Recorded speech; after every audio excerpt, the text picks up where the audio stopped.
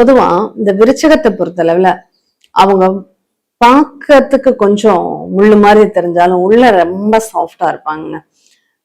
செவ்வாயினுடைய ஆதிக்கம் அப்படிங்கிறது இந்த விருச்சகத்துக்கு அதிகம். மேஷத்துல உள்ள செவ்வாய் அப்படிங்கிறது சகிப்புத்தன்மை கிடையாது, எடுத்தோம் கவுத்தோன்னு வேலை செஞ்சிடும். ஆனா இந்த விருச்சகத்துல உள்ள செவ்வாய்ங்கிறது ரொம்ப பொறுமையா நிதானமா ஒரு விஷயத்த அனலைஸ் பண்ணக்கூடிய ஒரு வாய்ப்புகள் இவங்களுக்கு அதிகமாக உண்டும். ஆனா இவங்களுக்கு தான் என்னமோ சோதனைகளும் அதிகமாகவே இருக்குங்க. விருச்சகமா வச்சுதான் செய்யும் அப்படிங்கிற மாதிரி புலம்ப விட்டுடும் அந்த விருச்சகத்தினுடைய நிகழ்வு. சரி, இதனுடைய தன்மைகள் எப்படி இருக்கும்னா, கொஞ்சம் கடன் மட்டும் இவங்களுக்கு இருந்துகிட்டே இருக்கும். அதே மாதிரி ஹெல்த்ல அந்த ரத்தம் தொடர்பான பிரச்சனைகள், லாங் டைம்ல ஏதாவது மருந்து மாத்திரை எடுத்துக்கிற மாதிரியான பிரச்சனைகள் அப்படிங்கிறது இருந்துகிட்டே இருக்கும். அதை கொஞ்சம் பார்த்துக்கணும். இவங்களுடைய படிப்பு எப்படி இருக்கும்? ரொம்ப நல்லா இருக்கும்.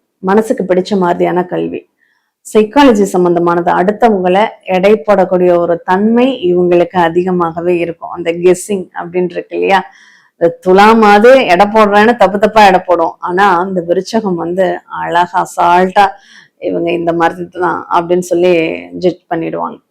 அதே மாதிரி இந்த 2ஆம் வீடு, இவங்க சொல்லக்கூடிய வார்த்தை அவங்களுடைய அனுபவம் அடுத்தவங்களுக்கு பாடமாக இருக்கும். அந்த அளவுக்கு அவங்க ரொம்ப உணர்வு பூர்வமா அடுத்தவங்களுக்கு வெளிப்படுத்தக்கூடிய ஒரு தன்மை அப்படிங்கிறது இருக்கும். பெரும்பாலும் இவங்களுக்கு டீச்சிங் லைன் நல்லா இருக்கும், உபதேசிக்கிறது நல்லா இருக்கும், பேச்சுத்திறன் நல்லா இருக்கும். அவங்க மனசுக்கு பிடிச்ச காரியங்களை செய்யக்கூடிய ஒரு வாய்ப்புகள் அப்படிங்கிறது இங்க நல்லாவே இருக்கும் அப்படின்னு சொல்லியிருக்கு. அவங்க மனசார்ந்து, அதாவது உணர்ந்து பேசுவாங்கன்னு சொல்லுவாங்க இல்லையா, அந்த உணர்ந்து பேசுதல் அப்படிங்கிறது விருச்சகத்துக்கு நல்லாவே இருக்கும் அப்படின்னு சொல்லியிருக்குங்க.